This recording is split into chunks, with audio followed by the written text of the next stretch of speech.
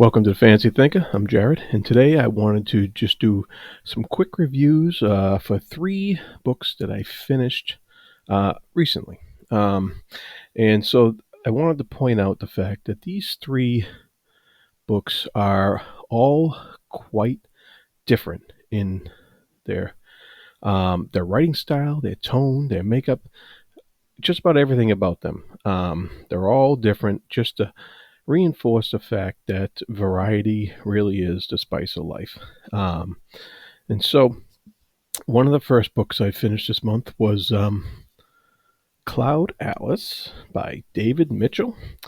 This book gets a lot of. This book's been talked about before on BookTube, and we read this as part of our read along for Speculative Speculation podcast, so check that out. And this book really was up and down for me because it's broken into six different stories.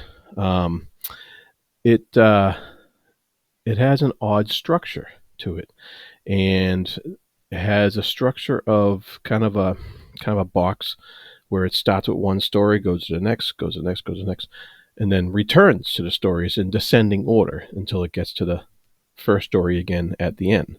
And so, and the stories move through time till we get to the middle one, then move back through time as we get to the end. And so there's this slight connecting thread between all the stories, and we won't get into, this is all non-spoilers, we won't get into exactly what those are or how it all connects, but rest assured, they do all connect. And I found myself amazed at what Mitchell was able to do with his prose, because he was able to completely change writing styles from story to story, and I really admired the way he did that.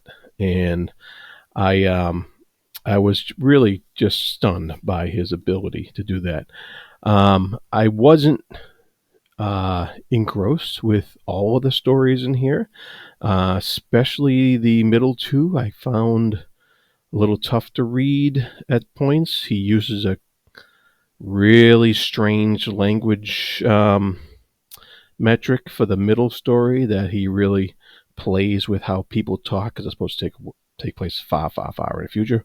And so it was rough to get through that at points. It was hard to really nail down sometimes what people were saying. And so, it slowed down the reading quite a bit to get to that point. It became a bit of a chore to get through it.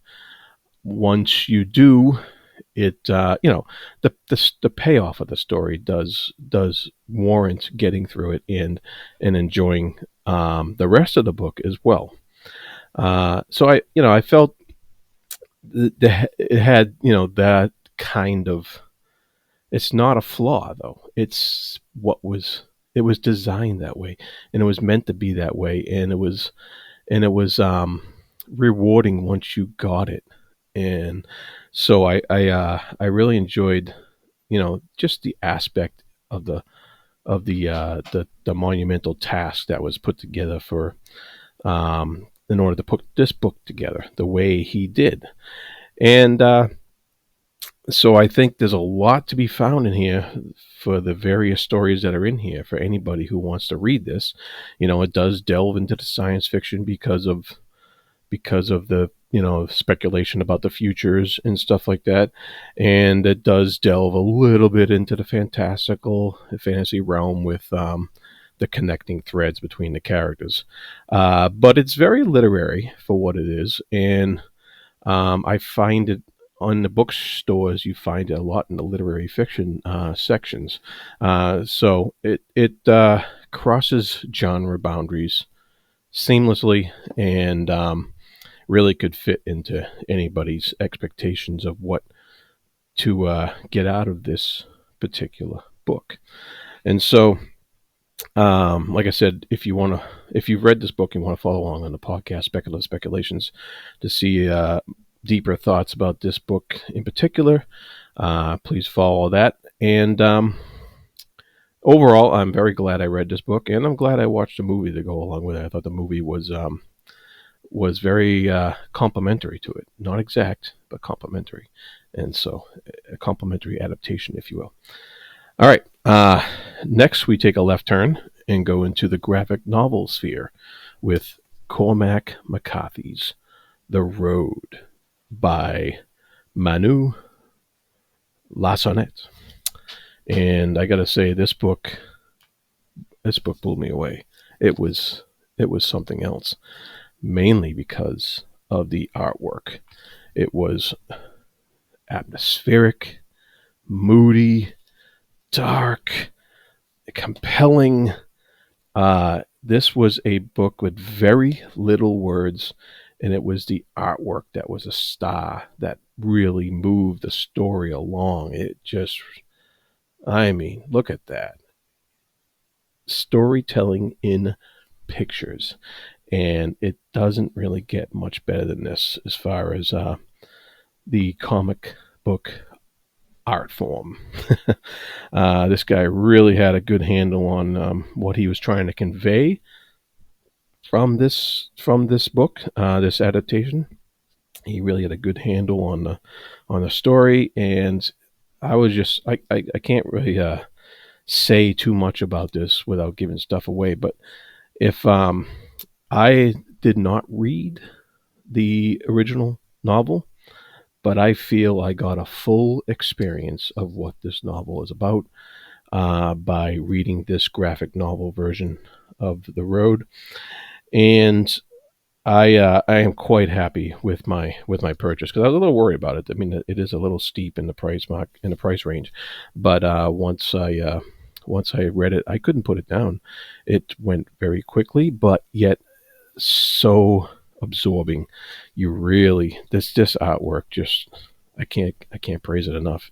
I'm going to be on the lookout for more of this guy's stuff in the future. But yeah, the Cormac McCarthy's The Road by Manu Larcenet. It's from Abrams Comic Arts, the publisher. So check that out if you get a chance. And then we'll take another turn into classic literature. I finished Jane Eyre by Charlotte Bronte. And this was part of a read along I'm doing on Page Chewing with for literary fiction side hustle with my friends Fasha and Chris and Stevens. And so yeah, this was something else. This was written around 1850, I think, and it definitely shows its age as far as when it was written and what was going on at the time. The language in here is fantastic. She really goes all out with description and just different types of language that evokes emotion, feeling. And this story is about, of course, is about Jane Eyre, and it's about her journey from being an orphan all the way up until being an heiress, not an heiress, I would say, but just a fortunate inheritor of a small fortune. And so, we see her fate turn and twist and turn and become different as the story goes along. She has her ups and downs, and it is a love story at heart, even though there's quite a few surprises in here that I was like, oh wow, that, like, it took me by surprise. Some of the parts of the story, I never saw any movies or anything like that, so I really wasn't exposed to what this story was about until I read this book. And so I got to say, it was an enjoyable read. And does it hold up to a modern audience? Of course, the story of love and its intricacies and relationships and how people view each other and how people care for each other and stuff like that. That's always central to the human condition. But the but the way it's viewed through this 19th century lens is probably quite a bit dated compared to today. But once you have that in mind and take it for what it is, I think the story is still fairly universal to people. And so, yeah, so I'm glad I read this classic, as I'm glad I read all the classics that I have read.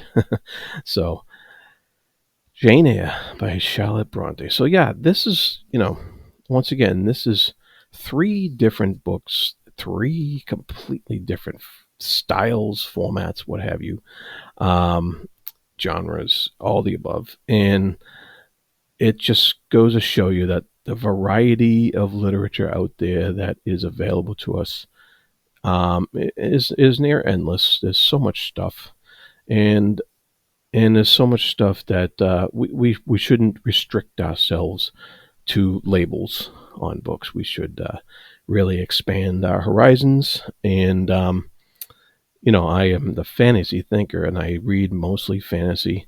But even then, the fantasy label is often misused, and pigeonholed, and it shouldn't be. There's a lot of literature in fantasy as well. So that's that's my little soapbox there. Um, and so, all right, just a little bit of news. I will be away from my desk next week, so I won't be putting out anything new, I don't think.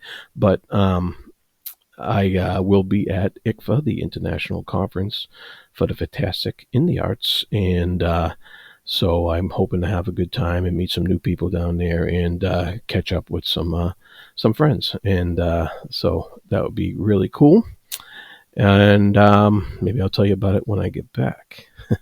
And so, with all that said, please be good to each other, and thank you.